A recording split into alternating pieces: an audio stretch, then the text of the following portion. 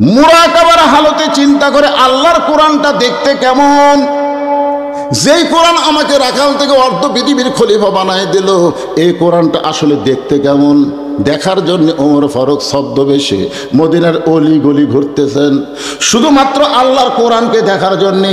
আজকে আপনারা আইছেন কোরআন শোনার জন্যে, কিন্তু ওমর ফারুক ঘুরতেছে কোরআন দেখার জন্যে। সুবহানাল্লাহ। বাংলাদেশে কিন্তু এখন আমরা কোরআন দেখতে পাইনি, খালি শোনা যাচ্ছি। আল্লামা সাইদি হুজুর 50 বছর কোরআন শুনেছে। কোরআন শুনে শুনে কি হলো, শেষ পর্যন্ত জেলত যাওয়া লাগলো বিনা দোষে। 13 বছর জেলখানায় বন্দি করে রাখলো। যখন দেখে জনগণের দোয়াতে জেলের মধ্যে দিন দিন খুব ভালো হচ্ছে, তখন ভারত করলো নাই তো জেলের থেকে কাম হবে না। সাইদি সাহেবকে হাসপাতালে নিয়ে যাওয়ার 2 দিন আগে আওয়ামী লীগের 3টা নেতা ভারত থেকে ঘুরে যাচ্ছে। আপনারা জানেন কি প্রেসক্রিপশন দিল, জেল থেকে হাসপাতালে নিয়ে গেল, সেখানে তাকে হত্যা করা হলো। কোরআন শোনার আমল। কোরআন যদি আমরা দেখতাম, আল্লামা সাইদির মতন মানুষের কাছে কোনো পুলিশ ভিড়বার পারতো না। জোরে কোন কথা ঠিক কিনা? জীবন দেব, কিন্তু না, আমরা খালি শুনি। ওমর ফারুক ছদ্মবেশে আল্লাহর কোরআন দেখার জন্য মদিনার অলি গলি ঘুরতেছে। লিয়াবলুয়াকুম আইয়ুকুম আহসানু আমালা, সুন্দর আমল কারে কয় এটা আপনাদের বোঝানোর জন্য বলতেছি। হঠাৎ হযরত ওমর দেখতে পায় 2 পাহাড়ের মাঝখানে একটা বিস্তীর্ণ মরুভূমি। ওই মরুভূমির মধ্যে একজন রাখাল উট আর দুম্বা চড়ায়। ওমর ফারুক আল্লাহর কোরআন দেখার জন্য রাখালকে সালাম দিয়ে বললেন, রাখাল ভাই আমার পেটে ক্ষুধা লাগছে, আমি উটের 1 পেয়ালা দুধ চাই। রাখাল মুস্কি মুস্কি হাসে। সুবহানাল্লাহ। ওমর ফারুক একটু রাগ করে বললেন, রাখাল তোমার আমি সালাম দিলাম, উটের দুধ চাইলাম, তুমি সালামের উত্তরও দিলা না। উটের দুধ দিবা কি দিবা না সেটাও বলো না, তুমি মুস্কি মুস্কি হাসো কেন? রাখাল বলে, পথিক তুমি আমারে সালাম দিলে আমি সালামের উত্তর দিব না, তুমি উটের দুধ চাইলেও তোমাকে আমি দিব না। আগে জানতে হবে তোমার পরিচয়। ওমর ফারুক চিন্তায় পড়ে গেল যে অর্ধ পৃথিবীর খলিফা ছদ্মবেশ ধারণ করে আমি আল্লাহর কোরআন দেখবার চাই, আর এই বেটা আমার পরিচয় শুনবার চাই। আমি যদি বলি আমি উমর, আমি মদিনার খলিফা, তাহলে কোরআন কেমনে দেখব? ওমর ফারুক যখন চিন্তায় পড়ে গেছেন, এমন সময় ঈমান বলতেছে, ওমর রাখাল যখন তোমার পরিচয় চাইছে, তুমি আসল পরিচয় দাও। তোমার আসল পরিচয় হলো মিল্লাতা আবিকুম ইব্রাহিম হুয়া সাম্মাকুমুল মুসলিমিন। আমাদের আসল পরিচয় কি? হুয়া সাম্মাকুমুল, কে নাম রাখছে আমাদের? আমাদের জাতির পিতা হযরত ইব্রাহিম, যিনি আমাদের নাম রেখেছে মুসলমান। ওমর ফারুক বলে, রাখাল ভাই আমার পরিচয় যখন শুনবার চাও, আমি একজন মুসলমান। রাখাল মুচকি মুচকি হাসে। ওমর ফারুক বলে, আবার হাসো কেন? বলে, হাসার কারণ হলো আসল না নকল। ওমর ফারুক চিন্তায় পড়ে গেছে, মুসলমান তো মুসলমানই, এর মধ্যে ওর আসল নকল কি? ওমর ফারুক বলে, রাখাল মুসলমান তো মুসলমানই, এর মধ্যে আসল নকল কি? রাখাল বলতেছে, আসল মুসলমান যারা হবে তারা চাওয়ার ব্যাপারে সতর্ক থাকবে, দরকার হলে ফাঁসির মঞ্চে যাবে, কিন্তু রাষ্ট্রপতির কাছে বাঁচার দরখাস্ত লিখবে না। এরকম আসল মুসলমানকে আমরা বাংলাদেশে দেখিনি, দেখেন নাই? সাইদি সাহেব, খালি এক সাহেবের নাম কোন কেন?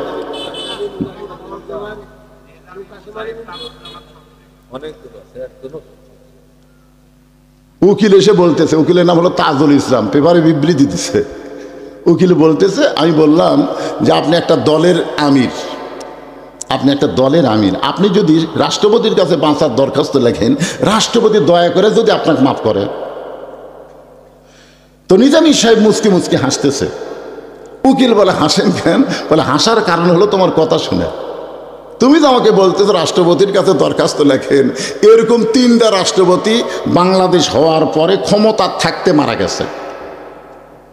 একটা হলো বঙ্গবন্ধু শেখ মুজিবুর রহমান, একটা জিয়াউর রহমান, একটা জিল্লুর রহমান। যারা নিজেরাই ক্ষমতা থাকতে মরে, তাদের কাছে কোনো ইমানদার জীবন ভিক্ষা চাই না। তখন উকিল বলতেছে এই গোয়ার্কের কারণে তো আপনার ফাঁসি হবে। নিজামী মুস্কি মুস্কি হাসার বলে আমার ফাঁসি হবে কিন্তু আমার মৃত্যু হবে না, আমার ফাঁসি হবে কিন্তু আমার মৃত্যু হবে না। উকিল দৌড়ে এসে বলে ফাঁসি হবে না, ফাঁসি হবে মৃত্যু হবে না, এটা কেমন কথা?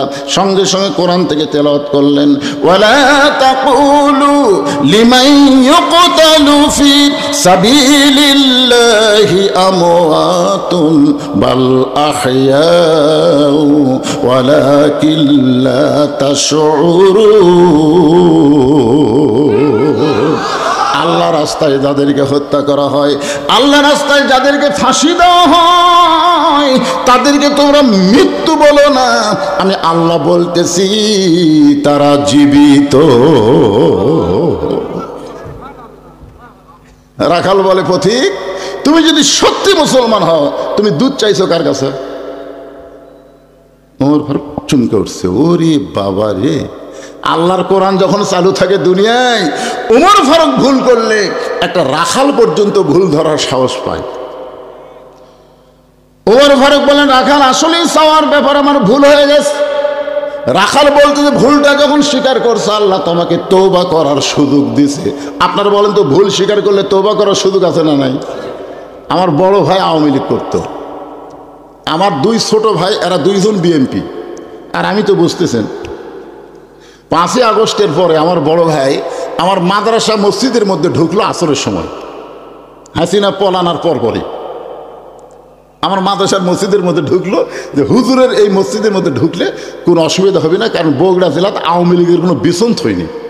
বিছন বলেন না, মনে হয় অনুবীক্ষণ যন্ত্রতে খুঁজিয়া খুঁজিয়া চামচা মানসা যা ছিল বুঝছেন সব আউট। আমার ভাই দেখলো যে হুজুরের, তা আমি আস্তে আস্তে সিসি ক্যামেরা দেখা যায় তো, তা আমি এসে মসজিদের মধ্যে ঢুকে বললাম ভাই খবর কি? বলতেছে তওবা করা ভাই। আমি ভুল বুঝতে পারছি রে, আমি ভুল বুঝছি। যে দলের একটা মেম্বার থেকে প্রধানমন্ত্রী পর্যন্ত পলা যায়, এটা মানুষের দল না ভাই, এটা ডাকাতের দল রে, তওবা পড়া ভাই। আমি বললাম ভাইজান আদম নবী গন্ধম খাওয়ার পরে ভুল স্বীকার করছে, আল্লাহ তাকে তওবার সুযোগ দিছে, ভুল স্বীকার করলে লাভ আছে। আজকে যারাই আওয়ামী লীগ করেছেন আমি তাদেরকে বলবো ভুল স্বীকার করেন, এই দল আর করেন না। এটা একটা দল না, এটা হলো ডাকাতের দল, এটা চোরের দল। জোরেকার কথা ঠিক কিনা? ভুল স্বীকার করেন, ফিরে আসেন।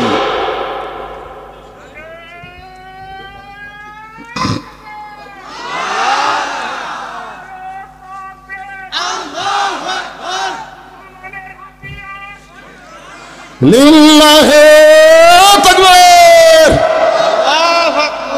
ওমর ফারুক বললেন রাখাল ভাই আমার ভুল হয়ে গেছে। রাখাল বলতে যে ভুলটা যখন স্বীকার করছো তাহলে আল্লাহ তোমাকে তওবা করার সুযোগ দিছে। ওমর ফারুক বলতেছে ঠিক আছে আমি তওবা করি। রাখাল বলে তুমি মূর্খ মানুষ, তুমি তওবা কেমনি করবা? আচ্ছা আপনার বলেন তো ওমর ফারুক কি মূর্খ মানুষ? রাসূল বলেছে আমার পরে কেউ যদি নবী হতো লাউকানা উমর, আল্লাহ উমরকে নবী বানাই দিত। যে উমরের শানে আল্লাহ কোরআনে 23টা আয়াত নাজিল করছে, জোরে কোন সুবহানাল্লাহ। সেই উমরকে রাখাল বলতেছে তুমি মূর্খ মানুষ। ওমর ফারুক বলে রাখাল আমার মধ্যে মূর্খামির কি দেখলে? রাখাল বলতেছে চাওয়ার ব্যাপারে যে সতর্ক হয় না সে সবচাইতে বড় মূর্খ। ইয়াকা নাবুদু ওয়া ইয়াকা নাস্তাইন, এটা নামাজের মধ্যে ঠিকই বলে। আবার বেড়া বলতেছে আমার দয়াল বাবার দরবারেতে কেউ ফিরে না খালি হাতে। আপনারা কোন তো এরা কি শিক্ষিত না মূর্খ? রাখাল বলতে তুমি মূর্খ মানুষ, তুমি তওবা কেমনে করবা? আমি তওবা করাই, তুমি আমার সঙ্গে তওবা পড়ো। এবার হযরত ওমর রাখালের কাছে তওবা পড়তেছেন। ও সোনার যুবকেরা যারা মাগরিব এশার নামাজ না পড়াওয়া শুনতেছো, যারা এখনো মাগরিব পড়ো নাই, এশা পড়ো নাই, ফজরের আগে যদি তোমাদের মৃত্যু হয় এই জন্য তওবা করার দরকার আছে না নাই? আর যারা মাগরিব এশার নামাজ পড়েছেন, যেইভাবে নামাজ কায়েম করার কথা আল্লাহ কোরআনে বলেছে, বাংলাদেশে এখনো নামাজ কায়েম হয় না। নামাজ পড়ার কথা তো নাই, আমরা কিন্তু নামাজ পড়েছি। এ কারণে আমাদের পড়াও ভুল, যারা পড়িনি তারা করছি মহাভুল। এজন্য সকলে আমরা আল্লাহর কাছে তওবা করি। আপত্তি আছে? তাহলে আমার সঙ্গে সকলে পড়েন আস্তাগফিরুল্লাহ রব্বি মিন কুল্লি জামবি ওয়া তুবু ইলাইহি লা হাওলা ওয়ালা কুওয়াতা ইল্লা বিল্লাহিল আলিয়্যিল আযীম। ওমর ফারুক তওবা করার পরে বলতেছে, ও রাখাল ভাই, আল্লাহর হস্তে ওটের এক পেয়ালা দুধ দাও। কি হস্তে? আল্লাহর হস্তে। রাখাল মুচকি মুচকি হাসে। ওমর ফারুক বলে, আবার হাসি খেন? বলে, হাসার কারণ হলো তওবা করার পরে তুমি আবার মুনাফিকি করলে। যেই বলছে মুনাফিক, ওমর ফারুকের চেহারা রক্তের মতন লাল হয়ে গেছে। কারণ কাফের থাকবে জাহান্নামের উপরে আর মুনাফিক থাকবে জাহান্নামের তলে। কাফেরেরা উপর থেকে যে পেশাব পায়খানা করবি, মুনাফিকেরা জাহান্নামের তলে থেকে ওইগুলো খাবি। সাহাবীরা বললেন, হুজুর এই বদমাইশ মুনাফিক কোন দল থেকে হবে? আল্লাহ রাসূল বললেন, ইহুদির মধ্যে, হিন্দুর মধ্যে, খ্রিস্টানদের মধ্যে কোনো মুনাফিক হবে না। মুনাফিকের আবাদ হবে মুসলমানের ভিতরে। আর সবচাইতে বড় মুনাফিকের দেশ হলো আমাদের বাংলাদেশ। জোরে কোন কথা ঠিক কিনা? আল্লাহ আল্লাহ সব সময় আহার নিদেরা না, ভালো লাগে না এই দুনিয়া, ভালো লাগে না, ভালো লাগে শুধু আল্লাহ, লা ইলাহা ইল্লাল্লাহ, লা ইলাহা ইল্লাল্লাহু মুহাম্মাদুর রাসূলুল্লাহ। সকলেই রাসূলের মহব্বতে বলেন সাল্লাল্লাহু আলাইহি ওয়াসাল্লাম। মাইকের স্যানসানি কমায় দাও, স্যানসানি চলবে না। ষোলুয়া সরকারপাড়া জামে মসজিদের উন্নতি কল্পে আজকের এই তাফসিরুল কোরআন মাহফিল, আজকের এই মাহফিলে আল্লাহ তাআলা যিনাকে সম্মানিত সভাপতির আসনে কবুল করেছেন, জনাব মোহাম্মদ আনোয়ার হোসেন, সম্মানিত সহসভাপতি জনাব মোহাম্মদ আনসার সরকার, আজকের এই মাহফিলের সম্মানিত সভাপতি দ্বয়কে অন্তরের অন্তঃস্থল থেকে আমি শুভেচ্ছা জ্ঞাপন করছি। আজকের এই মাহফিলের সম্মানিত প্রধান অতিথি আবু সাইদ চাঁদ, আজকের এই মাহফিলের সম্মানিত বিশেষ অতিথি জনাব মোহাম্মদ গোলাম মর্তুজা, অধ্যক্ষ মোহাম্মদ নাজমুল হক, সম্মানিত বিশেষ অতিথিবৃন্দ, সুধীজন, সম্মানিত ওলামায়ে কেরাম, আপনাদের মাঝে মাঝে যে সমস্ত আলেম ওলামা বসে আছেন, মঞ্চে আছেন, মাগরিবের নামাজের পর থেকে এত রাত পর্যন্ত কোরআন হাদিসের আলোকে অত্যন্ত গুরুত্বপূর্ণ আলোচনা করে আপনাদেরকে শুনাইছেন আলেম ওলামা সহ আজকের এই মাহফিলের বক্তাগণকে অন্তরের অন্তঃস্থল থেকে আমি শুভেচ্ছা জ্ঞাপন করছি। এই মুহূর্তে আমার সামনে যারা বসে আছেন, যিনাদেরকে আল্লাহ দয়া করে, রহম করে, মেহেরবানি করে জান্নাতের বাগানে কবুল করেছেন, আমি যখন বললাম কবুল করেছেন তখন আপনাদের কিছু বলা দরকার ছিল। আপনারা কি এরকম মনে করতেছেন যে আপনার ইচ্ছায় আপনি এখানে আইছেন? কারণ আল্লাহ কোরআন কারীমে ইরশাদ করেন, মা সাবাকা মিন হাসানাতিন ফামিনাল্লাহ, বান্দা বান্দির দ্বারা যখন কোনো ভালো কাজ হয় এ কাজ বান্দা বান্দি করে না, বরং আল্লাহ করায়। আপনারা বলেন তো, কোরআন কারীমের মাহফিলে বসা ভালো কাজ না খারাপ কাজ? তাহলে এই মুহূর্তে আমরা এটুকু বিশ্বাস করতে পারি যে আমরা যত বড়ই পাপী হই না কেন, আল্লাহ আমাদের উপরে খুশি আছে।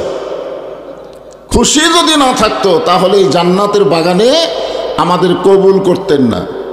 যে আল্লাহ দয়া করে, মেহেরবানি করে, খুশি হয়ে এই জান্নাতের বাগানে আমার সামনে আপনাদের কবুল করেছেন, আমি আমার অন্তরের অন্তঃস্থল থেকে আপনাদের সবাইকে শুভেচ্ছা জ্ঞাপন করছি। সম্মানিত মা বোনেরা, পর্দার অন্তরালে বসে বসে যারা আলোচনা শুনতেছেন, তাদেরকেও শ্রদ্ধা জ্ঞাপন করে এই মুহূর্তে জানতে চাচ্ছি আপনারা সকলে কেমন আছেন? আলহামদুলিল্লাহ রব্বিল আলামিন। যে আল্লাহ শারীরিক সুস্থতা, মানসিক প্রশান্তি, সুবহানাল্লাহ বলেন। গত বছর এই সময় আমাদের অনেকের শরীর সুস্থ ছিল এই সময়, কিন্তু মনের মধ্যে অশান্তি, অস্থিরতা কাজ করত। মনে করে দেখেন তো গত বছর এই সময়ের অবস্থা, এই সময় হ্যাঁ, মনের মধ্যে কেমন যেন একটা অস্থিরতা কাজ করতো, না জানি কি হয়, না জানি কি হয়। আজরাইল ধরার আগে পুলিশ ধরার ভয়। হাসিনার সময়ে আমরা আজরাইল ধরার চিন্তাই করিনি, খালি চিন্তা করছি পুলিশ যেন না ধরে। আসলে ধরা কোনটা আসল, পুলিশ ধরা না আজরাইল ধরা? কিন্তু আজরাইল ধরার চিন্তা ছিল না। আমাদের মতন মাওলানা যারা রাস্তাঘাটে চলার সময় খালি চারিদিকে খেয়াল করতাম পুলিশ টুলিশ আছে। এরকম একটা অস্থিরতা, অশান্তি থেকে 5ই আগস্ট 24 সালের 5ই আগস্টে আল্লাহ আমাদেরকে আপাতত মুক্ত করেছেন, আপাতত। আবার সামনে কিন্তু খবর খুব একটা ভালো না। আমি তো দেখলাম আমার ওয়াজের সময়ের ভিতরে, আগে এই হাসিনা সরকার যখন ক্ষমতায় ছিল তখন আমার ওয়াজে খুব একটা বাধা দেয়নি, কিন্তু এই বর্তমানে যারা ক্ষমতা পায়নি এদের বিরুদ্ধে যে মশান শুরু হচ্ছে ভাই। আমি খালি এক জায়গায় বলছিলাম সব দেখা হলো শেষ, আগামীতে দেখবো কোরআনের বাংলাদেশ। এ কথা বলা মাত্রই ওরা দাঁড়ায় বলতেছে তাহলে আমরা কি ঘোড়ার ঘাস কাটবো? আমি কইলাম আমি তো কাউরে লক্ষ্য করে বলিনি ভাই, আমরা মুসলমান, আমরা আগামীতে আল্লাহর কোরআন দিয়ে বাংলাদেশ সাজাবো, কোরআন দিয়ে বাংলাদেশ দেখবো। এ কথা কি বলা ভুল হয়েছে? হ্যাঁ, মিজানুর রহমান আজহারি শুধু বলেছিল একদল খাইয়ে গেছে আর একদল খাওয়ার জন্য রেডি হচ্ছে, এই বলা মাত্রই এই চাপায়ের 2 জন স্বামী আর স্ত্রী যা লাগছে বুঝলেন। তো আল্লাহ তাআলা আপাতত আমাদেরকে যে সুস্থতা এবং মানসিক প্রশান্তি দান করেছেন, আমরা সে আল্লাহর উপরে খুশি না বেজার? তাহলে জবান খুলে সমস্বরে সকলে বলবো রব্বানা লাকাল হামদ হামদান কাসীরান তাইয়িবান মুবারাকান ফীহি। আমরা প্রশংসা করলাম কার? কেন করলাম? ওয়ামান ইয়াবতাগি গায়রাল ইসলাম দীনান ফালাই ইউকবালা মিনহু। আল্লাহ কোরআনে বলেছেন ইসলাম ছাড়া অন্য কোনো জীবন ব্যবস্থা, ধর্ম কেউ যদি গ্রহণ করে, ইসলাম ছাড়া, ইসলাম বাদ দিয়ে যদি অন্য কিছু গ্রহণ করে, আল্লাহ বলেছেন লা ইউকবালা মিনহু, তা কখনোই কবুল করা হবে না।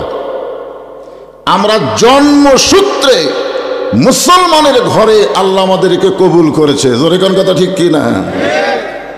আল্লাহ যদি আমাদেরকে হিন্দুর ঘরে পাঠাতো, মনে করেন দুনিয়াতে পাঠানোর দায়িত্ব কার? যদি আল্লাহ আমাদেরকে খ্রিস্টানের ঘরে পাঠাতো, যদি আল্লাহ ইহুদির ঘরে পাঠাতো, আমাদের কি করার কিছু ছিল? কিন্তু দেখেন রুহের জগতেই আল্লাহ আমাদের রুহগুলোকে এত ভালোবাসলেন যে দুনিয়ার জগতে মুসলমানের ঘরে আমাদের কবুল করলেন। এই দিক দিয়ে কিন্তু আমরা আগে আছি। জোরে কোন ঠিক কিনা? এই যে আমার ভাই কোরআনের আয়াত তেলাওয়াত করে বললেন লা তামুতুন্না ইল্লা ওয়া আনতুম মুসলিমুন, মুসলমান না হয়ে তোমরা কেউ মরো না। হিন্দুর ঘর থেকে, খ্রিস্টানের ঘর থেকে, ইহুদির ঘর থেকে মুসলমান হয়ে মরা খুবই কঠিন, কিন্তু আমাদের জন্য মুসলমান হয়ে মরা খুবই সহজ। যারা বলেন ঠিক কিনা? যার প্রমাণ হলো নবীর চাচা আবু তালেব, যিনি নবীকে লালন পালন করেছেন, এত দয়া করেছেন যে নবী এক সময় বলেই ফেলেছেন যে মায়ের পেটে থাকতে আমি এতিম ছিলাম, কিন্তু দুনিয়াতে আসার পর আমি এতিম বুঝতেই পারিনি। সাহাবেরা বললেন হুজুর কেমনে? বলে ভাগ্য গুণে এমন একটা চাচা পাইছিলাম যে চাচা আমাকে এত দয়া করে লালন পালন করছে, আমার যে বাপ নাই এটা আমি বুঝবারই পারিনি। ওই চাচা যখন মৃত্যুর বিছানায়, রাসূল গিয়ে বললেন চাচা খালি একটা বার বলেন লা ইলাহা ইল্লাল্লাহ মোহাম্মদ রাসূলুল্লাহ, আমি আপনার হাত ধরে জান্নাতে পৌঁছে দেব। আমাদের নবীকে আল্লাহ এত ক্ষমতা দিছে যে যাকে ইচ্ছা করবে হাত ধরে জান্নাতে প্রবেশ করাতে পারবে না, কিন্তু যার মধ্যে ঈমান থাকবে তাকেই পারবে। জোরে কান সুবহানাল্লাহ। কি কন? এই জন্যে বলেছে চাচা খালি একটা বার আপনি খালি বলেন লা ইলাহা ইল্লাল্লাহ মুহাম্মদ রাসূলুল্লাহ, আমি আপনার হাত ধরে জান্নাতে পৌঁছায় দিব। চাচা বলতেছে বাবা মরেই যখন যাচ্ছি বাপদাদার ধর্ম ছাড়বো না। দেখছেন, এখান থেকে প্রমাণ হলো যে যে ধর্মের মধ্যে জন্ম নেয় মনে করে তারটাই আসল। আপনারা বলেন তো সব ধর্মকে আসল? ধর্মের মালিক যিনি আসল ভেজালের খবর দিয়েছে তিনি। জোরে কোন কথা ঠিক কিনা? আল্লাহ বলেছেন ইন্না দীনা ইনদাল্লাহিল ইসলাম, আল্লাহর কাছে মনোনীত জীবন বিধানের নাম কি? আরো জোরে বলেন। জন্মসূত্রে আল্লাহ সেই ইসলামের মধ্যে আমাদের কবুল করেছে। খুশি না বেজার? এজন্য সকলে বলি আলহামদুলিল্লাহ। কোনো কারণে যদি আমরা ঠেকে যাই, আমাদের বগুড়ার ভাষা, তুই যদি ঠেকে যাস আমাকে বলিস, আমার নম্বর সবসময় তোর কাছে রাখবি, যদি কোনো বিপদ আপদ মুসিবত হয় আমারে কল করবি, আমি বাতাসের মতন উড়ে গিয়ে তোকে সাহায্য করবো। এরকম কিছু কথা বলে কি বলে না? হ্যাঁ, মনে করেন আমরা হাসরের ময়দানে ঠেকে গেছি, ঠেকে দেওয়া বোঝেন না? আল্লাহ আমাকে ধরিছে, ধরে বলতেছে তোর অবস্থা খারাপ, এখন তোরা যতই মুসলমান হয়ে মর, ইমান নিয়ে মর, তোরা এখন জাহান্নামে যা। এই কথা যখন আল্লাহ বলবে তখন আমাদের একজন উকিল থাকবে। আল্লাহ হবেন হাকিম আর আমাদের নবী হবেন উকিল, আর আমরা হলাম আসামি। সুবহানাল্লাহ বলেন। আছেন আমার মুক্তার, আছেন আমার ব্যারিস্টার, সেজ বিচারের হাইকোর্টেতে তিনি আমায় করবেন পার, আমরা পাপী রাসূল জাবিন্দার। এমন একজন জাবিন্দার মহানবীর উম্মত হওয়াতে আপনারা খুশি না বেজার? তাহলে জবান খুলে আর একবার বলি আলহামদুলিল্লাহ। এখন আসেন যে কোরআন থেকে আপনারা তাফসির শুনবেন, এই কোরআনে কোনো সন্দেহ যারা বলতেছেন না তাদের মনে হয় আছে নাকি? এই কোরআনে কোনো ধোঁকা, এই কোরআনে কোনো গোসামিল? আল্লাহ যারা নাই নাই বলছে তাদের রেজাল্ট কি হবে? আর যারা জবান থাকার পরেও মুখ বন্ধ করে আছে এর কি রেজাল্ট কি? রেজাল্ট আল্লাহ লিবার আসবে কার কাছে? তোমার দুই কান্দে দুই মোহরি, লেখিতেছেন ডায়েরি, দলিল দেখে রায় দিবে, টাকা পয়সার নাই কারবার, কেরামান কাতিবিনা ইয়ালামুনা মা তাফআলুন। যারা তিনবারই বলছেন সন্দেহ নাই, ধোঁকা নাই, গোজামিল নাই, ডান কান্দের ফেরেশতা লিখছে জান্নাতি। আর যারা মুখ বন্ধ করে রাখছে, একটাবারও নাই শব্দ উচ্চারণ করেনি, তখন আল্লাহ বলতেছে বাম কান্দের ফেরেশতা লেখ। বাম কান্দের ফেরেশতা কয় আল্লাহ আমি তো কিছু শুনবার পাইনি, আমি তো কিছুই শুনবার পাইনি, কি লিখবো? আল্লাহ বলতেছে লেখা তো বোবা শয়তান। বোবা শয়তান। আমাদের বাংলাদেশে আমরা হাসিনার সময় বোবা শয়তান থাকার কারণে হাসিনা ইচ্ছা মতো স্বৈরাচারী হয়েছে, আমরা প্রতিবাদ না করার কারণে যা ইচ্ছা তাই বলেছে। জোরে কোন কথা ঠিক না? কি বিশাল বিশাল দল, বিএনপি, জামাত। কি বিএনপি তো খালি বলতেছে ঈদের পরে হবে, আর জামাত ইসলামেরা অফিস আদালত সব বন্ধ, অনলাইনে মিটিং করে, প্রকাশ্যে বাড়াবার পারে না। আমাদের কচি কাঁচা মাসুম বাচ্চা ছাত্র জনতার জীবন দেওয়ার কারণে ফ্যাসিস্ট হাসিনাকে পলাতে বাধ্য হওয়া লাগছে। জোরে কোন কথা ঠিক না? এখান থেকে প্রমাণ হলো অন্যায়ের বিরুদ্ধে দোয়া দিয়ে দরুদ হবে না, অন্যায়ের বিরুদ্ধে জীবন দেওয়া শিখতে হবে। জোরে কোন কথা ঠিক না? কি আরে বোবা শয়তান হয়ে লাভ নাই, জবান খোলেন। একদল গেছে আর একদল আসতেছে, জবান না খুললে জোরে বলবেন এই কোরআনে কোনো সন্দেহ, এই কোরআনে কোনো ধোঁকা, এই কোরআনে কোনো গোজামিল। মাশাআল্লাহ। আল্লাহ বলতেছেন হুদাল্লিল মুত্তাকিন, এই কিতাবের মধ্যে কোনো সন্দেহ নেই, কিন্তু পাইকারি হারে যদি সবাইকে হেদায়েত দিত তো ভালোই হতো। আল্লাহ এখানে বললেন হুদাল্লিল মুত্তাকিন, কেবলমাত্র যারা মুত্তাকি তাদেরকেই আল্লাহর এই কোরআন হেদায়েত দিবে, তাদের জন্যই জীবন ব্যবস্থা আল্লাহর কোরআন। আপনারা যেরকম ওয়াজ শুনতে আইছেন, আমার সামনে কি সুন্দর বসেছেন, এরা জায়গা না পাওয়ার কারণে দাঁড়াচ্ছে না, কি জন্য দাঁড়াচ্ছে আল্লাহ ভালো জানে।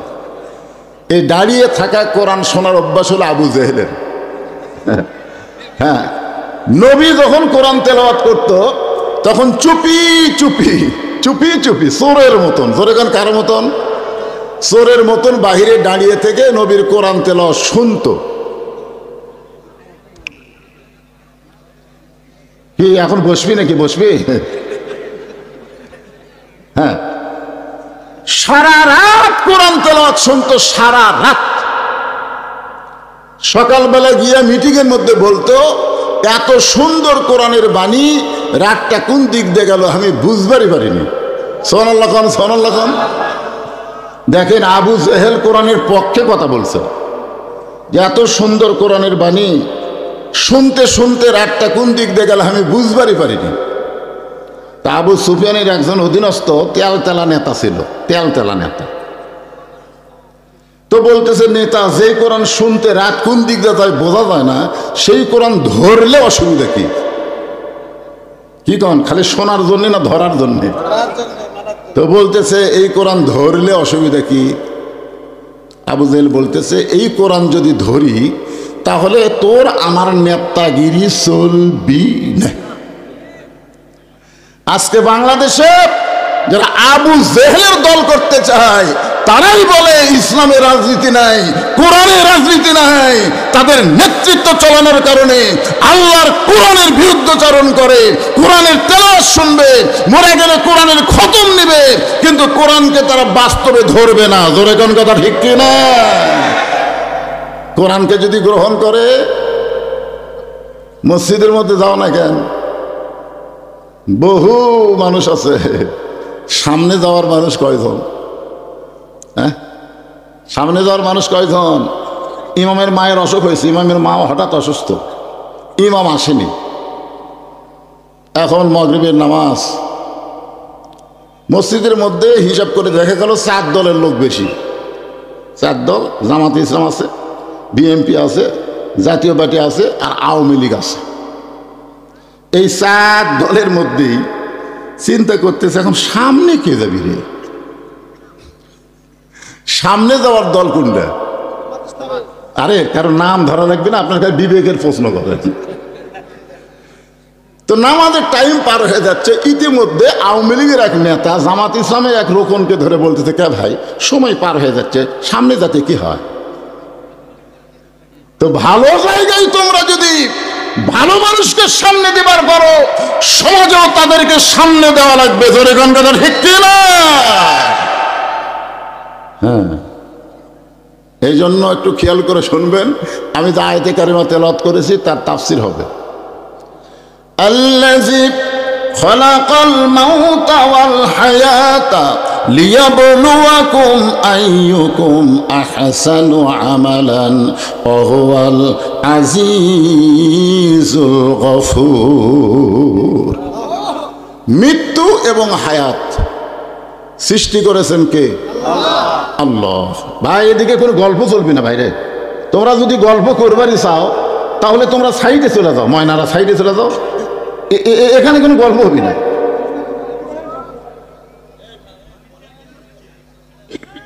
হ্যাঁ, কোনো গল্প না, একেবারে চুপচাপ সবাই মনোযোগ দিয়ে শোনো। আমি মুরব্বী মানুষ, আমি এই যুবক মানুষ না যে ঘন্টার পর ঘন্টা ওয়াজ কর্ম, তা না। অল্প সময়ের মধ্যে গুরুত্বপূর্ণ গল্প করে বিদায় নেব। এই জন্য আপনারা একটু বসেন, যদি বসবার মন না চায় তো চলে যান, অত লোকের দরকার নাই। তো 313 জন মুজাহিদ পালে গোটা,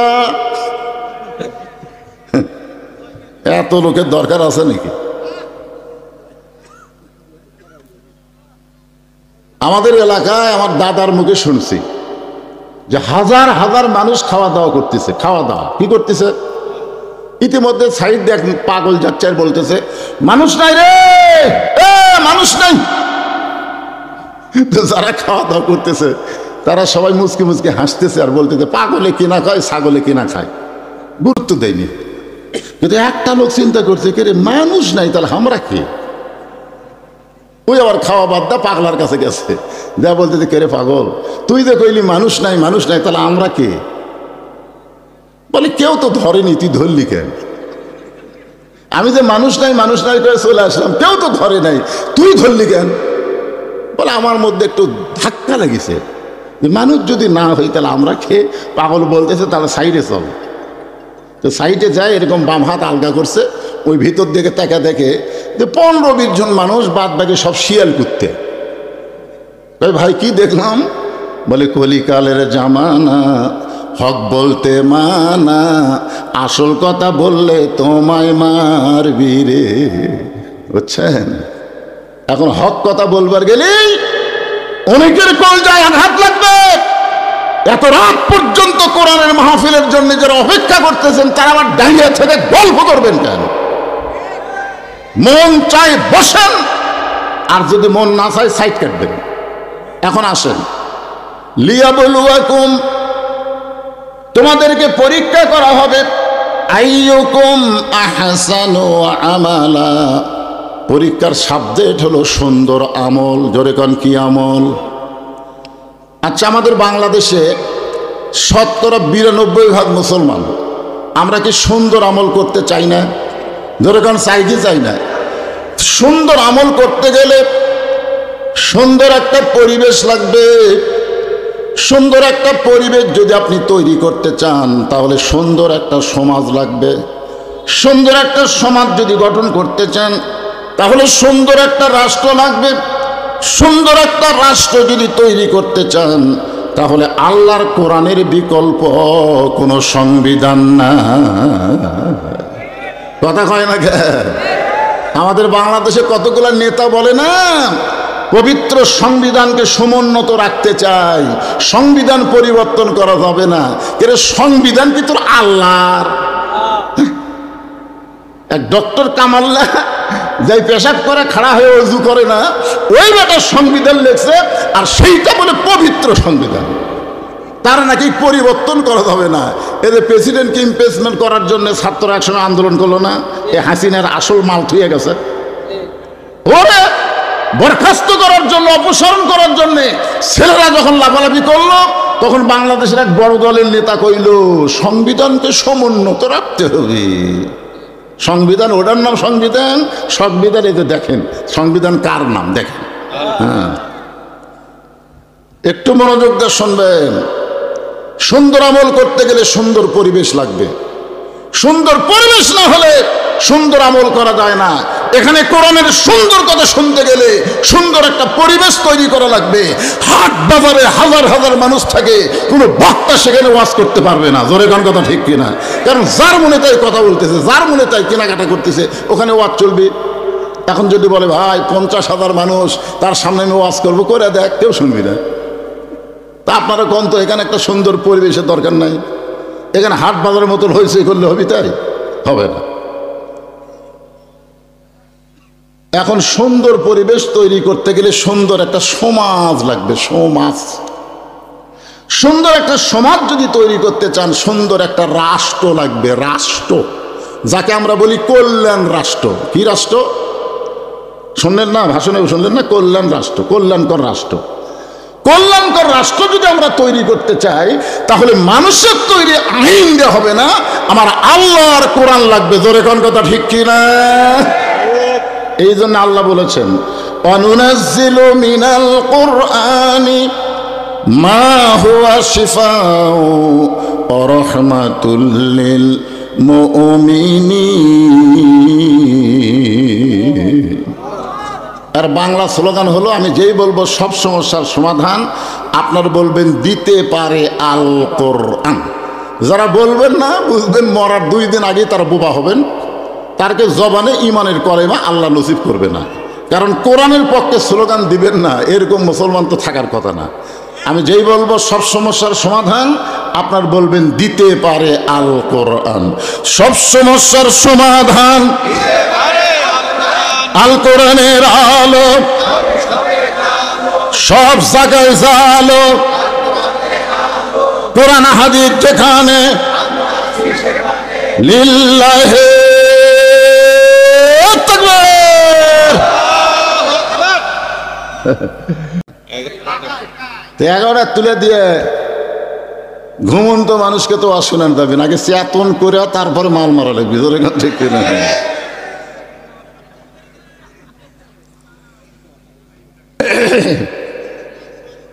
শেষ রাত্রে এখন মনোযোগ দিয়ে শোনেন আল্লাহর কোরআন। মসজিদের মেম্বরে বসে অর্ধ জাহানের খলিফা, বাংলাদেশের মতন 96টা দেশের খলিফা নিজের এ হাত দিয়ে ডান গালে চল মারতেছে, বাম হাতে বাম গালে চল মারতেছে। মসজিদের মেম্বরে বসে অর্ধ জাহানের খলিফা হযরত ওমর নিজের গালে নিজেই চল মারতেছেন, কেউ না, নিজের গালে, ডান হাতে ডান গালে বাম হাতে বাম গালে। এমন সময় ওসমান গনি মসজিদের মধ্যে ঢুকে বলতেছে, আমির আল মুমিনিন, আপনি কি পাগল হয়ে গেলেন? নিজের গালে নিজে চল মারতেছেন, কারণ কি? ওমর ফারুক বললেন, মিন শাররিল ওয়াসওয়াসিল খান্নাস, মিন শাররিল ওয়াসওয়াসিল খান্নাস, আমার ভিতরে একটা শয়তান আছে, তার নাম হলো খান্নাস, সেই খান্নাস আমাকে ধোঁকা দিছে। ওসমান গনি বললেন, কি ধোঁকা? বলে, আমার খান্নাস বলতেছে আমি নাকি অর্ধ পৃথিবীর খলিফা। তো ওসমান গনি বলতেছে, ঠিকই তো কইছে, আপনি তো অর্ধ জাহানের খলিফা। ওমর বলে, ওসমান, বর্তমানকে নিয়ে যারা চিন্তা করে এরা মানুষ না, প্রকৃত মানুষ যারা হবে তারা অতীত এবং ভবিষ্যৎ নিয়ে চিন্তা করা লাগবে। জনগণ কথা ঠিক কিনা? আজকে হাসিনা যদি ভবিষ্যৎ নিয়ে চিন্তা করত তাহলে 41 সাল বকতো না, আর 24 সালের 5ই আগস্ট পলানা লাগতো না। জনগণ কথা ঠিক কিনা? আর ভবিষ্যৎ কি করছে? আমার বাপের দেশ, আমার দেশ। কি একটা বার ভবিষ্যৎ নিয়ে চিন্তা করেনি।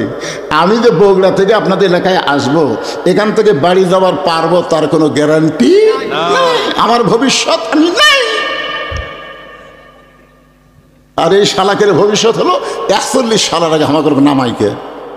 কি ওমর ফারুক বললেন, ওসমান, আজকে আমি অর্ধ পৃথিবীর খলিফা হয়েছি, কিন্তু অতীতে আমি খালার বাড়িতে রাখালি করতাম। বিকালবেলা যখন ছাগল ফেরত আনতাম, আমার খালা আমার কান ধরে বলতো, ওমর, কয়টা ছাগল নিয়ে গেলি, কয়টা ফেরত আনলি? আমি ছাগল গুনে দেখি 2-4টা কম। আমি আবার দৌড় দিতাম, ওই পাহাড়ি এলাকায় ছাগলগুলো খুঁজে খুঁজে এনে যখন খালারে জমা দিতাম, খালার মাথার চুল ধরে বলতো, ওমর, আজকে যেই ভুল করেছো, আগামীকাল যদি একই ভুল করো তোমার রাখালির চাকরি কিন্তু ক্যান্সেল হয়ে যাবে। আমি খালার পা ধরে বলতাম, খালা, আমার রাখালির চাকরি যদি ক্যান্সেল করে দেন তাহলে আমি থাকবো কোথায়, খাবো কি? একদিন যে ওমর রাখালির চাকরি রক্ষা করার জন্য খালার পা ধরে কেঁদেছে, আজকে সেই ওমরকে আল্লাহ অর্ধ পৃথিবীর খলিফা বানাইছে। এটা উমরের যোগ্যতাই নয়, এটা কেবলমাত্র আল্লাহর কোরআনের ওসিলা। আপনারা বলেন, এই কোরআনের পাওয়ার আছে না নাই? কি দেখলাম হাসিনার সময় কোরআনের পাওয়ার? কি পাওয়ার কোরআনের! একটা রাখালকে কোরআন অর্ধ পৃথিবীর খলিফা বানায় দেয়। আর সেই কোরআন বাংলাদেশে কোরআনের পক্ষের মানুষ কেন নিষ্পেষিত, কেন নির্যাতিত? এর থেকে আমাদের বের হওয়ার পথ আছে কি নাই? আছে। সেই পথটাই তো বলা লাগবে। লিয়াবলুয়াকুম আইয়ুকুম আহসানু আমালা, তোমাদের সুন্দর আমলের পরীক্ষা হবে।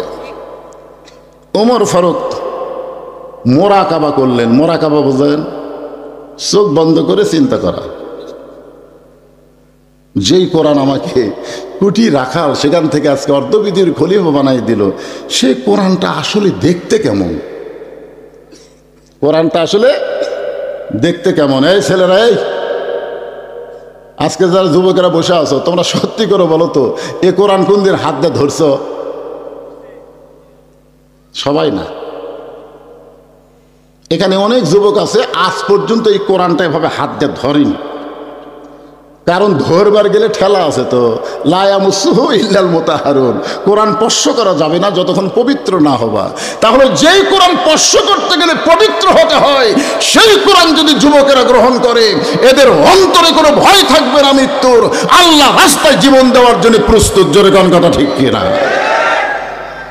সর্বপ্রথম বাংলাদেশে অন্যায় বিরুদ্ধে জীবন দিছে আমাদের রংপুরের আবু সাইদ। আমি ওনার বাড়িতে গেছিলাম, ওনার কবর জিয়ারত করছি, ওনার বাপ মার কাছে খবর নিছি আপনার ছেলে কি করত। হ্যাঁ, বলে আমার ছেলে বাংলাদেশের ইসলামী ছাত্র শিবিরের সাথী, অল্প দিনের মধ্যে সদস্য প্রার্থী। চিন্তা করে দেখেন, আল্লাহর কোরআনকে কেউ যদি গ্রহণ করে, তার আর বেঁচে থাকার চাইতে মরে যাওয়াটা বেশি পছন্দ করবে, কিন্তু অন্যায়ের সাথে আপোষ করবে না। জোরে কোন কথা ঠিক কিনা? আবু সাইদকে আপনারা দেখছেন, ওর ভিডিও দেখছেন, ও যখন গুলি করতেছে ভিডিওটা দেখছেন, মনোযোগ দিয়ে দেখেন। আল্লাহ রাসূল বলেছেন, কেউ যখন আল্লাহ রাস্তায় শহীদ হয়, ওই শাহাদতের যে কষ্ট, এই কষ্টটা একটা পিঁপড়া কামড়ের চাইতে বেশি না। সেই পিঁপড়া হলো চিনি খাওয়া পিঁপড়া। যে পিঁপড়া চিনি খায়, এই পিঁপড়া যদি আপনার কামড় দেয় আপনার কষ্ট হবে। 10টা পিঁপড়া যদি কামড় দেয়, আপনি চুলকাই করে। আর সেই রকম একটা পিঁপড়া কামড় দিলে যে কষ্ট হয়, সে কষ্ট শাহাদতের সময় হয় না। যার প্রমাণ আবু সাইদ বারবার গুলি করতেছে, একবারও বলে নাই আমারে লাগতেছে, আমারে মারো না, পিছন দিকে দৌড় দেওয়া আমরা কেউ দেখলাম না। ধরে কোন কথা ঠিক কি না? তার মানে কি বোঝা গেল? মান সাআলাল্লাহু তাআলা শাহাদাতান বিসিদিকিন বাল্লাগাহুল্লাহু মানাজিলাশ শুহাদা ওয়া ইম্মাতা আলা ফিরাশিহি রাওয়াহুল বুখারী কিতাবুল মাগাজি। আল্লাহ রাসূল বলেন, আনাস রাদিয়াল্লাহু থেকে বর্ণিত, মা আহাদান ইয়াদখুলুল জান্নাতা ইউহিব্বু আন ইয়ারজি ইলাদ দুনিয়া ক্বালা হুমা আলাল আরদি মিন শাইইন ইল্লা শাহীদুন ইয়াতামান্না আন ইয়ারজি ইলাদ দুনিয়া ফায়ুক্তাল আশারা মাররাতান লিমা ইয়ারা মিনাল কারামাতি রাওয়াহুল বুখারী কিতাবুল মাগাজি। যুবকদের জন্য দুটো হাদিস, বুড়া মানুষের জন্য না, হামাকের জন্য না, কারণ হামাকের দিন শেষ। সারা জীবন ঘুষের চাকরি করছে, চাকরি রিটায়ার হওয়ার পর আল্লাহকে বলতেছে, আল্লাহ আমি আর জীবনে ঘুষ খাবো না। আল্লাহ, দুই কান্দে দুই ফেরেশতা, আল্লাহ এই শয়তানের কান্দর থেকে আমরা লেখমুখী। এই যতদিন ঘুষের চাকরি করছে ততদিন তওবা করেনি, চাকরি গেছে আর তওবা করতেছে। ওখানে ঘুষ দিবি কে? যখন হচ্ছে চামড়া ঢিল, আল্লাহর সাথে দিছে মিল।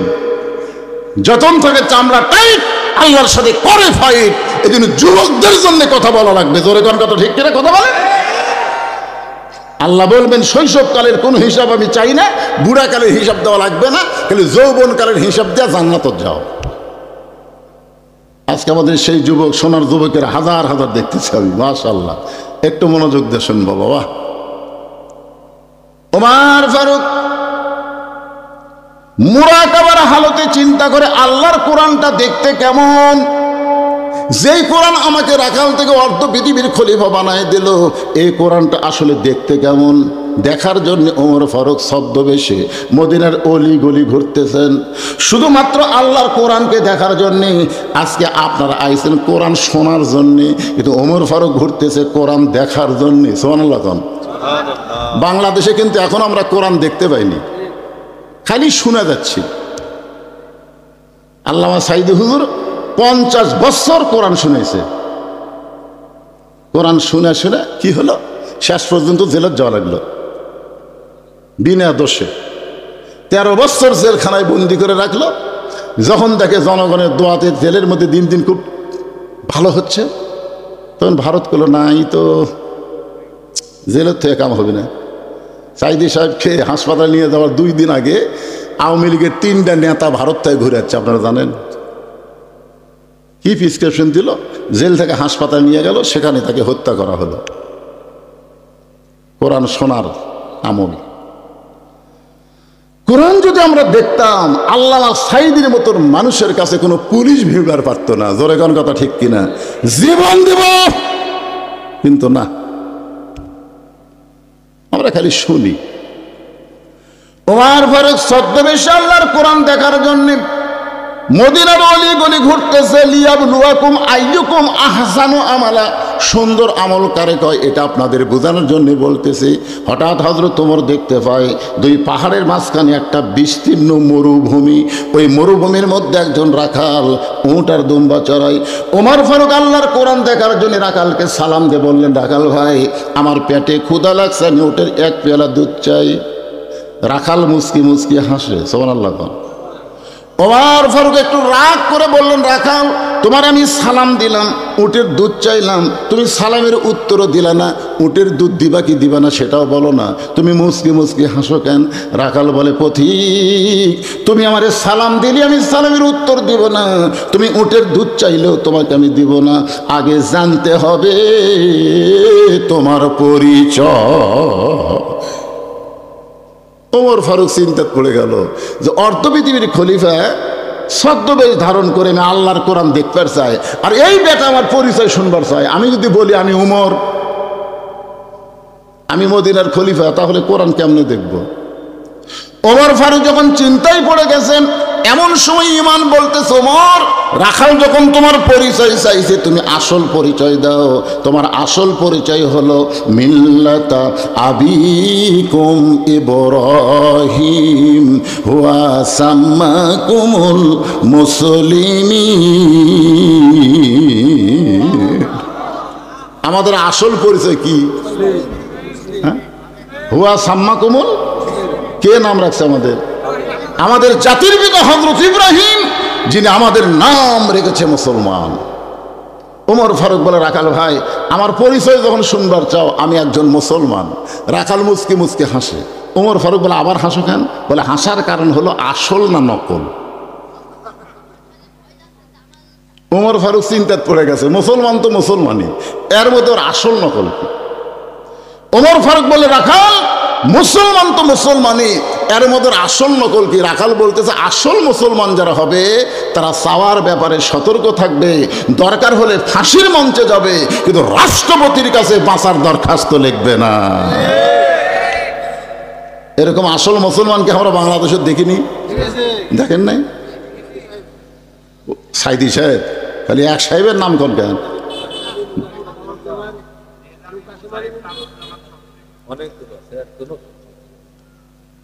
উকিল এসে বলতেছে, উকিলের নাম হলো তাজুল ইসলাম, পেপারে বিবৃতি দিচ্ছে।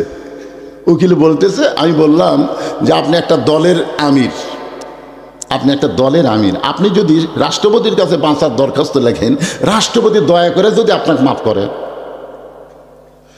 তো নিজামী সাহেব মুচকি মুচকি হাসতেছে। উকিল বলে, হাসেন কেন? বলে, হাসার কারণ হলো তোমার কথা শুনে।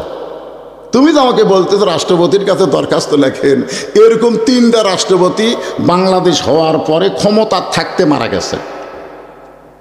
একটা হলো বঙ্গবন্ধু শেখ মুজিবুর রহমান, একটা জিয়াউর রহমান, একটা জিল্লুর রহমান, যারা নিজেরাই ক্ষমতা থাকতে মরে, তাদের কাছে কোনো ইমানদার জীবন ভিক্ষা চাই না। তখন উকিল বলতেছে, এই গোয়ার্কের কারণে তো আপনার ফাঁসি হবে। নিজামী মুচকি মুচকি হাসার বলে, আমার ফাঁসি হবে কিন্তু আমার মৃত্যু হবে না, আমার ফাঁসি হবে কিন্তু আমার মৃত্যু হবে না। উকিল দৌড়ে এসে বলে, ফাঁসি হবে না, ফাঁসি হবে মৃত্যু হবে না, এটা কেমন কথা?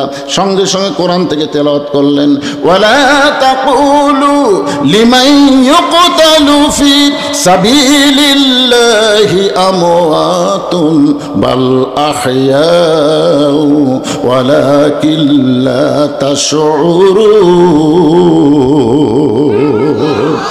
আল্লাহ রাস্তায় যাদেরকে হত্যা করা হয়, আল্লাহ রাস্তায় যাদেরকে ফাঁসি দেওয়া হয়, তাদেরকে তোমরা মৃত্যু বলো না, আমি আল্লাহ বলতেছি তারা জীবিত।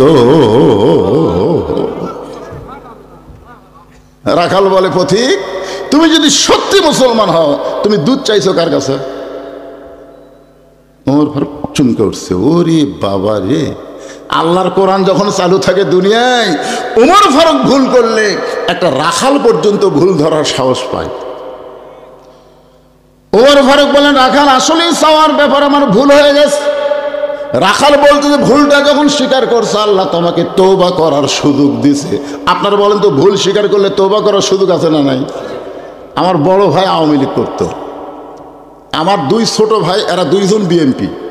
আর আমি তো বুঝতেছেন 5ই আগস্টের পরে আমার বড় ভাই আমার মাদ্রাসা মসজিদের মধ্যে ঢুকলো আসরের সময়, হাসিনা পলানার পরপরই আমার মাদ্রাসার মসজিদের মধ্যে ঢুকলো যে হুজুরের এই মসজিদের মধ্যে ঢুকলে কোনো অসুবিধা হবে না, কারণ বগুড়া জেলাতে আওয়ামী লীগের কোনো বিছন থইনি। বিছন বলেন না, মনে হয় অনুবীক্ষণ যন্ত্র দিয়ে খুঁজিয়া খুঁজিয়া চামচা মানচা যা ছিল বুঝছেন সব আউট। আমার ভাই দেখলো যে হুজুরের, তা আমি আস্তে আস্তে সিসি ক্যামেরা দেখা যায় তো, তা আমি এসে মসজিদের মধ্যে ঢুকে বললাম, ভাই খবর কি?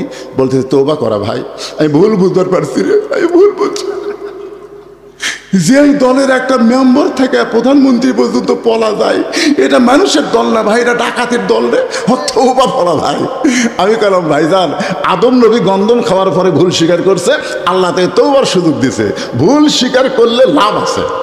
আজকে যারাই আওয়ামী লীগ করেছেন আমি তাদেরকে বলবো ভুল স্বীকার করেন, এই দল আর করেন না।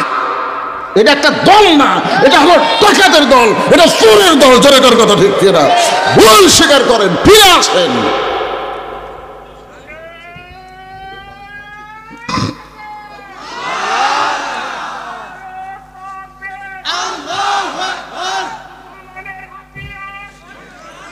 লিল্লাহে তাকবীর। ওমর ফারুক বললেন, রাখাল ভাই আমার ভুল হয়ে গেছে। রাখাল বলতে যে ভুলটা যখন স্বীকার করছো তাহলে আল্লাহ তোমাকে তওবা করার সুযোগ দিছে। ওমর ফারুক বলতেছে ঠিক আছে আমি তওবা করি। রাখাল বলে তুমি মূর্খ মানুষ, তুমি তওবা কেমনি করবা? আচ্ছা আপনার বলেন তো ওমর ফারুক কি মূর্খ মানুষ? রাসূল বলেছে আমার পরে কেউ যদি নবী হতো লাওকানা উমর, আল্লাহ উমরকে নবী বানাই দিত। যে উমরের শানে আল্লাহ কোরআনে 23টা আয়াত নাজিল করছে, জোরে কোন সুবহানাল্লাহ। সেই উমরকে রাখাল বলতেছে তুমি মূর্খ মানুষ। উমর ফারুক বলে রাখাল আমার মধ্যে মূর্খামির কি দেখলে? রাখাল বলতেছে চাওয়ার ব্যাপারে যে সতর্ক হয় না সে সবচাইতে বড় মূর্খ। ইয়াকা নাবুদু ওয়া ইয়াকা নাস্তাইন, এটা নামাজের মধ্যে ঠিকই বলে। আবার বেড়া বলতেছে আমার দয়াল বাবার দরবারেতে কেউ ফিরে না খালি হাতে। আপনার কোন তো এরা কি শিক্ষিত না মূর্খ? রাখাল বলতে তুমি মূর্খ মানুষ, তুমি তওবা কেমনে করবা? আমি তওবা করাই, তুমি আমার সঙ্গে তওবা পড়ো। এবার হযরত ওমর রাখালের কাছে তওবা পড়তেছেন। ও সোনার যুবকেরা, যারা মাগরিব এশার নামাজ না পড়াবার শুনতেছো, যারা এখনো মাগরিব পড়ো নাই, এশা পড়ো নাই, ফজরের আগে যদি তোমাদের মৃত্যু হয়, এই জন্য তওবা করার দরকার আছে না নাই? আর যারা মাগরিব এশার নামাজ পড়েছেন, যেভাবে নামাজ কায়েম করার কথা আল্লাহ কোরআনে বলেছে, বাংলাদেশে এখনো নামাজ কায়েম হয় না। নামাজ পড়ার কথা তো নাই, আমরা কিন্তু নামাজ পড়েছি। এ কারণে আমাদের পড়াও ভুল, যারা পড়িনি তারা করছি মহাভুল। এদের সকলে আমরা আল্লাহর কাছে তওবা করি, আপত্তি আছে? তাহলে আমার সঙ্গে সকলে পড়েন আস্তাগফিরুল্লাহ রব্বি মিন কুল্লি জামবি ওয়া তুবু ইলাইহি লা হাওলা ওয়ালা কুওয়াতা ইল্লা বিল্লাহিল আলিয়্যিল আযীম। ওমর ফারুক তওবা করার পরে বলতেছে, ও রাখাল ভাই আল্লাহর হস্তে উটের এক পেয়ালা দুধ দাও। কি হস্তে? আল্লাহর হস্তে। রাখাল মুচকি মুচকি হাসে। ওমর ফারুক বলে আবার হাসি খেন, বলে হাসার কারণ হলো তওবা করার পরে তুমি আবার মুনাফিকি করলে। যেই কইছে মুনাফিক, ওমর ফারুকের চেহারা রক্তের মতো লাল হয়ে গেছে। কারণ কাফের থাকবে জাহান্নামের উপরে আর মুনাফিক থাকবে জাহান্নামের তলে। কাফেরেরা উপর থেকে যে পেশাব পায়খানা করবি, মুনাফিকেরা জাহান্নামের তলে থেকে ওইগুলো খাবি। সাহাবীরা বললেন হুজুর এই বদমাইশ মুনাফিক কোন দল থেকে হবে? আল্লাহ রাসূল বললেন ইহুদির মধ্যে, হিন্দুর মধ্যে, খ্রিস্টানদের মধ্যে কোনো মুনাফিক হবে না। মুনাফিকের আবাদ হবে মুসলমানের ভিতরে। আর সবচাইতে বড় মুনাফিকের দেশ হলো আমাদের বাংলাদেশ। জোরে কোন কথা ঠিক কিনা? সেদিন একজন যায় আমাকে গ্রামে ঢুকে বল, ঠিক এমনভাবে আপনি ঢুকে আস্তে করে ল্যাপ টানতে দেখেন, ল্যাপের ভিতর আয়লার সাইজ আর সকালবেলা সাইড টিভি কুত্তের সাইজ একই সাইজ। এখন আপনি কি রাখালি করবেন? ওঠ ওঠ, তুই আমার বেটা হয়ে আমার বানানো বাড়ির ঘরের মধ্যে ঘুম পাড়বি, আর আমি একলাই জাহান্নামে যাব, তুই যাবি না? নামাজ পড়। ছেলেকে জোর করে ওযু করে যখন নামাজ আদায় করলেন, বাগান একটু খেয়াল করেন, ফেরেশতা বলে আল্লাহ খবর কি? আল্লাহ বলে বাপ বেটা দূরে জান্নাতি। এখন 17 বছর একটা মেয়ে আছে, এই মেয়েটাকে আপনি কি বানাবেন? বাংলাদেশের পরিমণি বানাবেন না নবীর মেয়ে ফাতেমা বানাবে?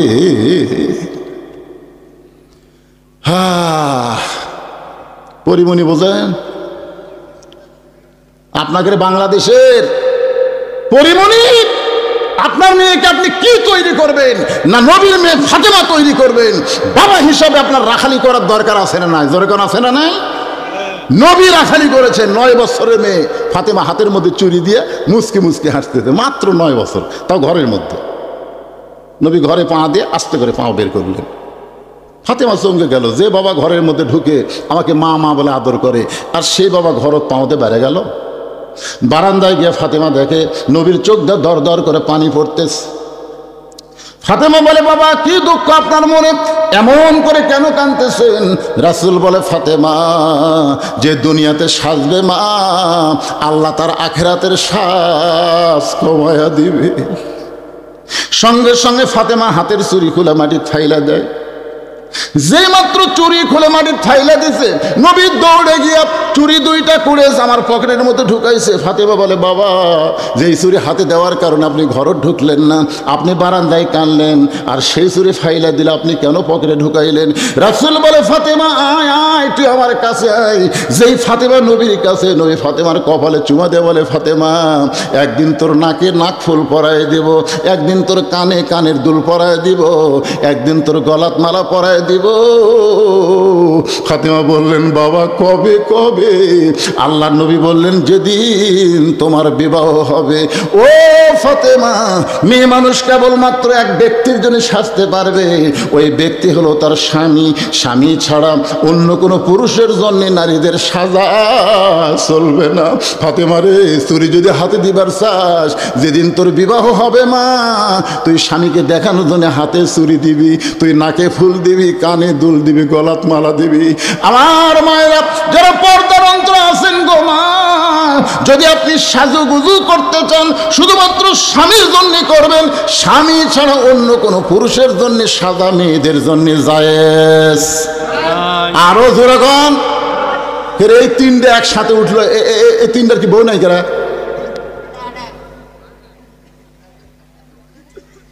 না এরা কি মনে করছে আমি কানা বক্তা? ছোট ছেলে, এরা ছোট ছেলে না। আপনারা যদি উঠেন ঘড়ির দিকে তাকে দেখেন, রাত কত বাচ্চা? কত বাচ্চা? তো 12টা পর্যন্ত আমার ইয়ে দিছে, দাওয়াত দিছে 12টা পর্যন্ত। আজকে কয় তারিখ? কথা কয় না, কয় তারিখ? বিজ্ঞাপনে 29 তারিখ লেখা আছে, আর আপনারা 30 বকতেছেন। তার মানে তাহলে আমাকে 29 তারিখ দাওয়াত দিল, 29-এর মধ্যেই তো মোনাজাত করে পারি। আমি 30 তারিখ ওয়াজ করতেছি, তারপরে উঠা বসা করেন, তা আমি কি?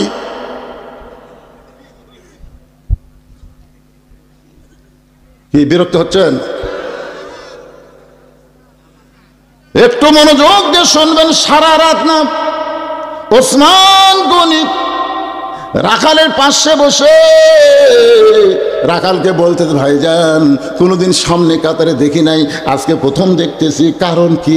রাখাল বলে আমি বারান্দাত নামাজ পড়ি, আমি বারান্দায় নামাজ পড়ি। আমি সামনে কাতারে আসার কারণ হলো আমি দেখবার চাই আমার সারা জীবনের সাধনা একটাবার যদি দেখতে পাই তাহলে আমার আশা আল্লাহ পুরা করবে।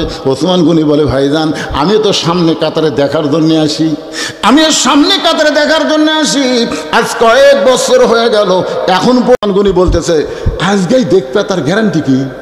রাখাল কয় পাগলা নাকি, আমার যে চোখের সাইজ।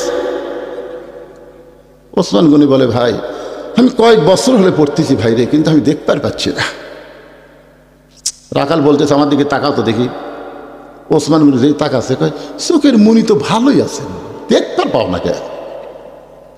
এখানে কিন্তু দেখা 2 রকম। ওসমান গনি দেখতে চায় নামাজের মালিক আল্লাহকে, কারণ রাসূল বলেছে আনতাবুদুল্লাহ কাআন্নাকা তারাহু ফাইল্লাম তাকুন তারাহু ফাইন্নাহু ইয়ারাকা। যখন কোন আল্লাহর বান্দা ইবাদতের মধ্যে শামিল হবে, ইবাদতের মালিক আল্লাহকে দেখতে পাবে। আল্লাহ যদি দেখার না সম্ভব না হয়, আল্লাহ ওয়ালাকে দেখতে পাবে। যদি সেটাও সম্ভব না হয়, আল্লাহ তাকে দেখতেছে, এই বিশ্বাস তার কলিজার মধ্যে থাকবে। জোরে করে সুবহানাল্লাহ। ওসমান গনি তাহলে দেখতে চায় কাকে? আর রাখাল দেখতে চায় কাকে?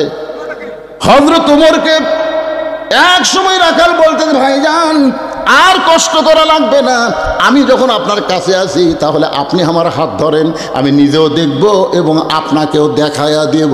যেই মাত্র রাখাল কইছে আর কোনো টেনশন করা লাগবে না, আপনি আমার হাত ধরেন, আমি নিজেও দেখব এবং আপনাকে দেখায়া দেব, সঙ্গে সঙ্গে আল্লাহর কোরআন বলতেছে, ইয়া আইয়ুহাল্লাযীনা আমানুত্তাকুল্লাহা ওয়া কুনু মা'আস সাদিকিন। আল্লাহর কোরআন বলতেছে, রে ইমানদারেরা, ইমানদারেরা, হ্যাঁ বুঝতে পারছেন, অকুনু মা'আস সাদিকিন। যদি তোমরা আল্লাহর ভয় কলিজার মধ্যে রাখতে চাও তাহলে সত্যবাদীদের তোমরা সাথী হও, সত্যবাদীদের দল করো, সত্যবাদীর দলে তোমরা সিল মারো। আর কথা কয় না, আর কথা কয় না। মা শব্দের অর্থ কি? মা শব্দের তাফসীর করবেন। মা মানে হাত ধরা, মা মানে সিল মারা, মা মানে মিছিল করা। সত্যবাদী তাই বলে সব নয়। সত্যবাদী কারা? কোরআনের চাইতে সত্য কোনো কথা নাই। এই জন্য কোরআন তেলাওয়াত করার পরে হাফিজ সাহেব কি বলে? সাদাকাল্লাহুল আলিয়্যুল আযীম। তাহলে সবচাইতে সত্য কথা আল্লাহর কোরআন।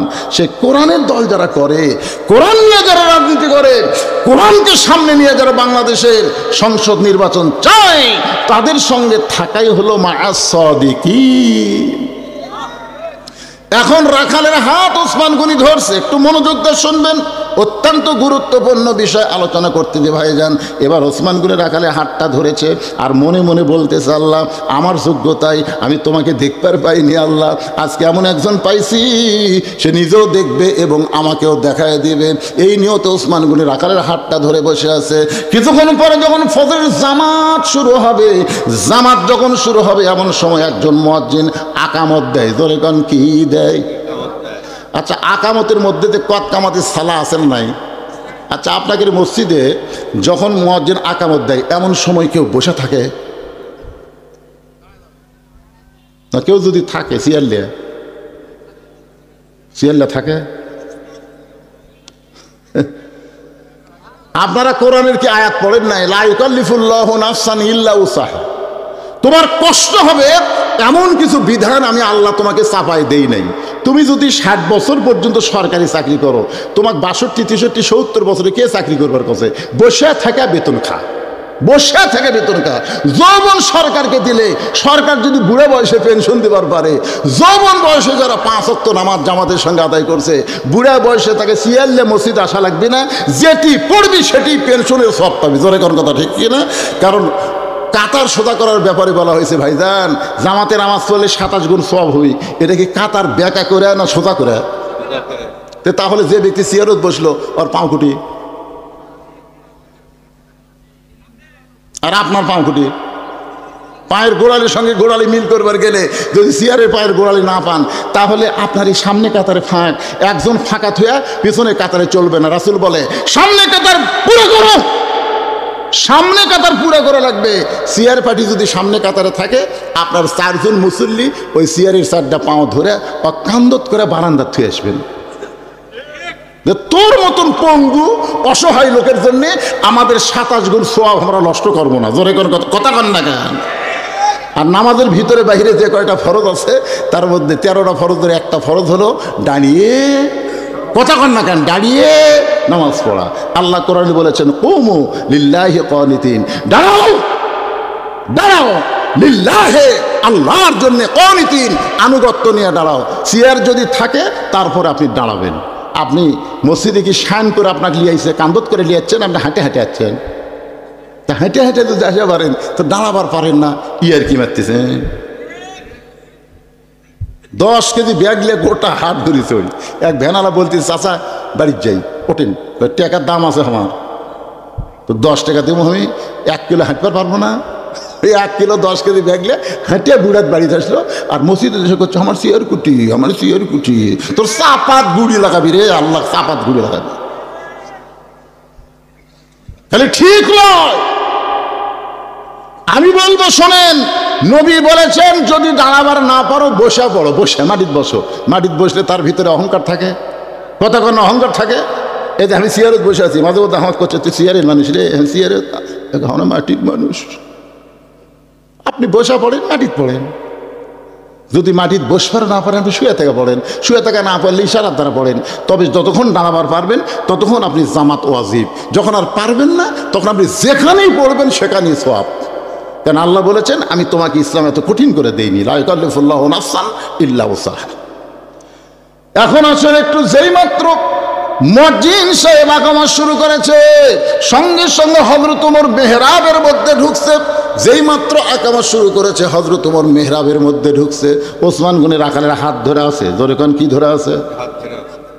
আর ওমর ফারুক মেহরাবের মধ্যে ঢুকছে।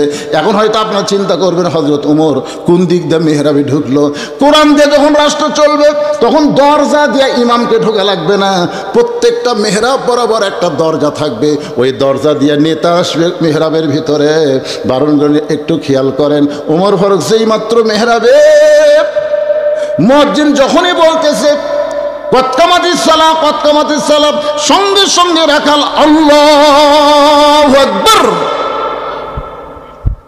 রাখাল যে আল্লাহু আকবার কইছে, ওসমান গনি রাখালের হাত ছাড়ে দিছে। হাত ছাড়ে দিয়ে বলতেছে কে রে ভাই, ইমাম সাহেব ভুল করলে মানুষ লোকমা দেয়, আর এখন আকামতই শেষ হয়নি আর তুমি লোকমা দিলা। রাখাল বলতেছে এই জন্য তো তুই কানা রে, এই জন্য তুই কানা, তুই এত বছর হয়ে নামাজ পড়িস, তুই দেখতে পাস না, কি জন্য লোকমা দিলাম নিয়ে তুই জানিস না? সঙ্গে সঙ্গে তৃতীয় কাতারের একজন সাহাবি দৌড়ে গিয়ে রাখালের হাতটা হ্যাঁচ কাটান দিয়ে বলে এই পাগল, তোকে আমার সামনে দেখেই সন্দেহ হয়েছে, তুই যে লোকটারে কানা কানা বলে তিরস্কার করতেছিস এই মহামানবকে তুই চিনিস? রাখাল বলতেছে আমি বারান্দায় নামাজ পড়ি, আমি মসজিদের মধ্যে কাউরে চিনি না। সাহাবী বলতেছে পাগল রে, যেই মানুষটা এতক্ষণ তোর হাত ধরে দাঁড়িয়েছিল, যেই মানুষটাকে তুই কানা কানা বলে তিরস্কার করলি, ওই মানুষটা হলো আল্লাহর নবীর ডবল জামাই ওসমান গনি। পৃথিবীর কেউ এই ডিগ্রি পায়নি। আল্লাহ গানিয়ন আনতুমুল ফুকারা ইল্লা ওসমানও গানিয়ন। একদিন আল্লাহ নবী বলে ওসমান আল্লাহ তোমাকে কত সম্পদ দিছে? ওসমান গনি বলতেছে ইয়া রাসূলুল্লাহ আল্লাহ আমাকে কত সম্পদ দিছে তার হিসাব আমি পুরোপুরি দিবার না পারলেও একটা হিসাব আমার কাছে আছে। রাসূল বলেন সেটা কি হিসাব? বলে আল্লাহ আমাকে যত সম্পদ দিছে এই সম্পদ গুদামজাত করে গুদামে তালা লাগানো, সেই তালার চাবি টানতে একটা উট হিমশিম খায়, কিছুই কয় না। আপনি বুঝতে পারেননি যে কয়টা গুদাম মাল ভর্তি করে গুদামে তালা দিছে, তালা দিয়ে সেই তালার যে ছোড়ানি কন না চাবি কন, এই চাবি টানতে একটা উট হিমশিম খায়। তাহলে চিন্তা করেন কত সম্পদ আল্লাহ ওসমানকে দিছে। তো রাসূল বললে ওসমান আল্লাহ যদি এই সম্পদ ফেরত চায়, মনে করো আল্লাহ তোমাকে যা দিছে এখন ফেরত চাচ্ছে, তুমি কি করবে? এই কথা শুনে ওসমান গনি মারল দৌড়। যেই দৌড় মারছে সাহাবারা বলতেছে ইয়া রাসূলুল্লাহ দেখেন, যেই বলছেন আল্লাহ যদি ফেরত চাই, ওসমান গনি কি দৌড় মারলো। আল্লাহ রাসূল বললেন তদন্ত না করে কোনো কথা বলো না, একটু ধৈর্য ধরো। কিছুক্ষণ পরে ওসমান গনি যে উট ওই চাবি ঢোয়ায় ওই উটটার রশি ধরে টেনে টেনে নবীর কাছে এসে বলতেছে ইয়া রাসূলুল্লাহ গুদাম শুধু না, গুদামের ভিতরে সম্পদ না, শুধু তালা না, এই চাবি বহন করা উটটাও আমি আল্লাহ দিয়ে দিলাম। তো রাসূল বলতেছে ওসমান সবই যদি আল্লাহ দিলে তোমার জন্য কি রাখলে? ওসমান গনি বলতেছে লা ইলাহা ইল্লাল্লাহ মুহাম্মদ রাসূলুল্লাহ ছাড়া আমার অন্য কিছু দরকার নেই। সঙ্গে সঙ্গে নবী কান্দার বলে আল্লাহ, যে ওসমান চাহিদা মাত্র সব তোমারে দিয়ে দেয়, তুমি সে ওসমানকে কি দিবা? আল্লাহ বলে আমার গানি ডিগ্রি ওসমান দিয়ে দিলাম। এখন যদি আপনাকে বলি যে আপনাদের পকেটে যা আছে আজকে আল্লাহর ঘরের জন্য আপনারা দিয়ে দেন, তো দিবেন না? কে করলো দেব না রে? দিবেন না? কালকে ডাক্তারি খাবি, উষ্টা খায় পড়বেন, প্যাক করে হাসপাতাল নিয়ে যাবেন, তখন কাক দিবেন? আর সাদাকাতু তারুদ্দুল বালা, কেবল বৈশাখ মাসের 2-1 জায়গা শিলা পড়া ঝড় হওয়া শুরু হচ্ছে, আপনাদের এলাকাতে হচ্ছে হচ্ছে। তার আপনাদের কাছে যদি আমি বলি একবার আমার জামাই আদায় করছে গামছা, আপনারা দিচ্ছেন, ব্যাংকত মানুষ একবার টাকা থই না, বারবার টাকা থই টাকা বাড়ানোর জন্য। আপনাকে টাকা জান্নাতের ব্যাংকে জমা হবে, একবার দান করছেন দেখে আরেকবার দান করা যাবে না। এ আপনার কাছে ব্যাগ যাবে, কারা কারা টাকা দিবেন না হাত তোলেন তো দেখি, যে 1 টাকা দেবো না হুজুর। আর কারা কারা দিবেন আল্লাহকে একটু হাত দেখান তো দেখি। 10 টাকা, 20 টাকা, 5 টাকা, 10 টাকা, যাই যা পারেন আল্লাহর রাস্তায় দান করুন। হাত তোলেন, টান টান করে তোলেন, লিল্লাহে তাকবীর। হাত নামান। এই ছেলেরা ব্যাগ লে নাম, বস্তা ভরা টাকা হবে নাম। এরে পাগলারা কুটি গেল রে। হ্যাঁ, সবাই দিবেন, যা পারেন। জীবনের শেষ দান মনে করে দান করবেন। ভাইজান, ওয়াজ কিন্তু শেষ হয়নি, কিছুই হয়নি। আপনার মনে করে হুজুর আদায় যে ওয়াজ শেষ, ওয়াজ শেষ না। এই ভিতরে ঢোকো, ভিতরে ঢোকো। কয়টা ব্যাগ নিয়ে আছে রে? একবার আদায় করে আর হাফসা গেছে নাকি? দেন দেন, সবাই দেন, যাই যা পারেন দেন ভাই।